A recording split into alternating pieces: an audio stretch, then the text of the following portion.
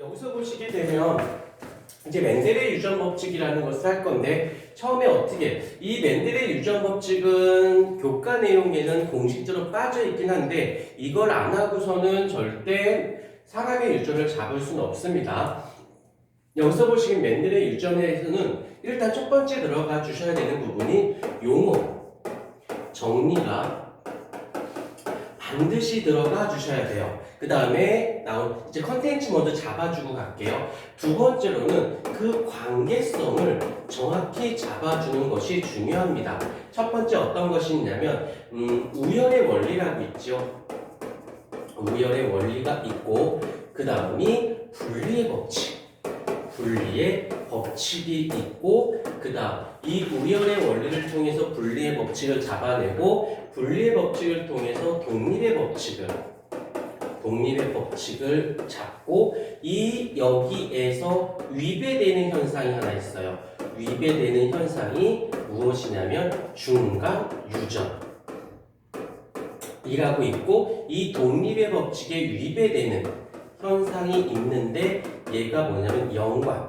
정확히 따지면 교차도 있는데 교차는 배우지 않고 연관 정도까지는 배우게 될 겁니다. 이 내용이 맨델의 아저씨로 하게 되면 완두콩 가지고 할 거고 이 똑같은 개념이 사람의 형질을 갖고 하면 사람의 유전이 되는 거니까 분리가 되진 않는다라는 거서 나중에 오늘 집에 갈 때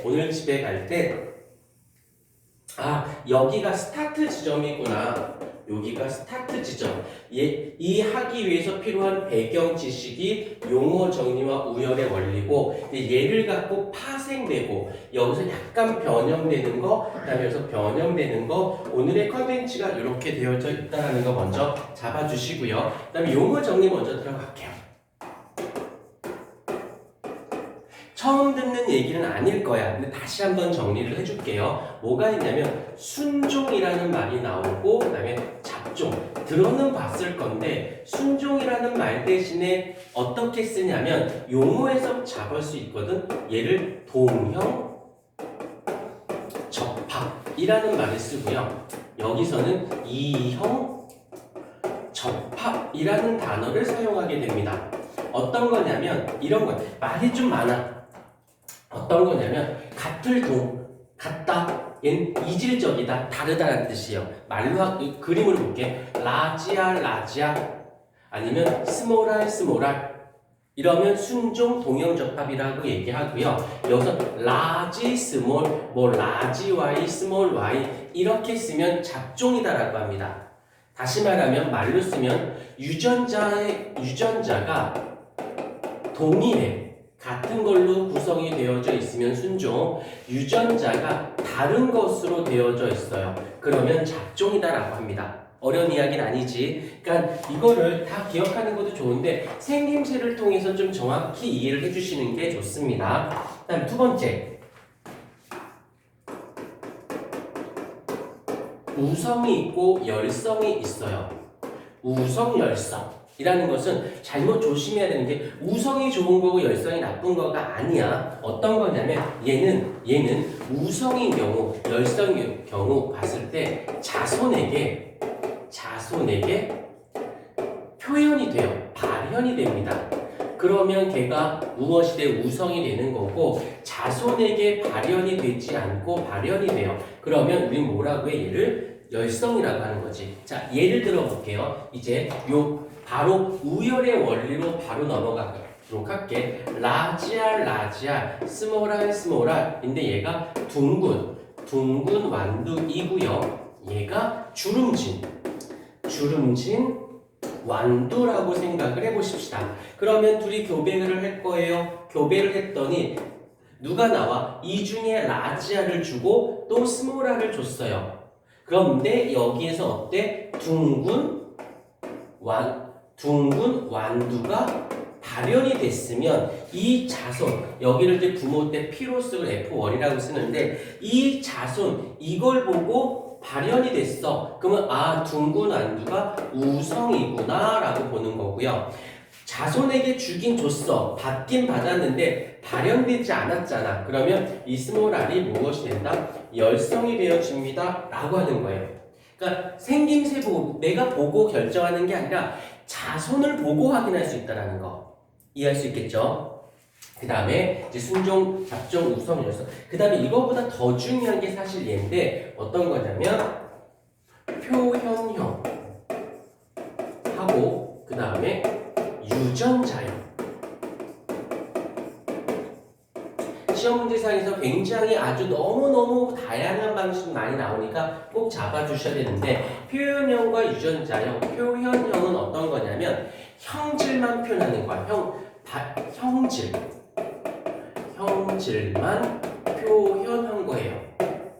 그래서 형질이라는 것은 외관상 보여지는 걸 얘기해. 둥글다, 주름지다. 대표적으로 뭐 둥근 완두, 뭐 주름진 완두, 아니면 녹색 완두, 그 다음에 황색 완두 이렇게 겉으로 보여지는 것을 표현하는 것을 얘기하는 것이고 유전자형은 무엇이냐면 부모로부터 받은 유전자를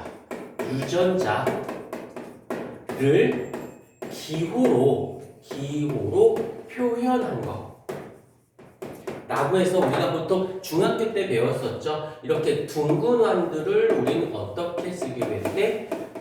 라지 R로 쓰기로 했고 주름진 완두인 경우에는 어떻게? 스몰 R로 쓰기로 했고요. 그 다음에 무슨 색이?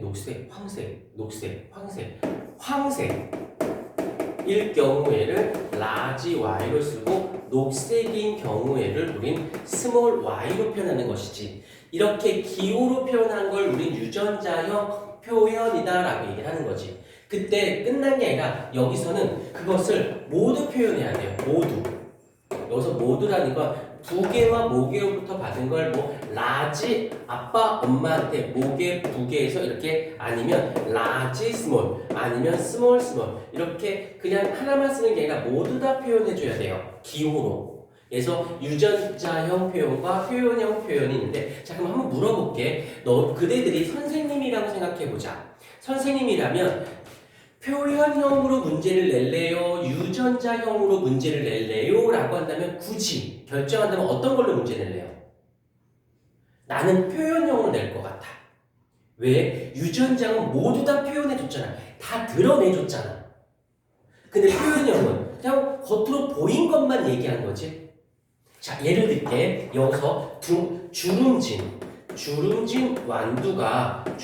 완두는 열성이야. 그래서 얘가 발현되려면 이렇게 돼야 돼. 하지만 여기서 둥근 완두를 보자.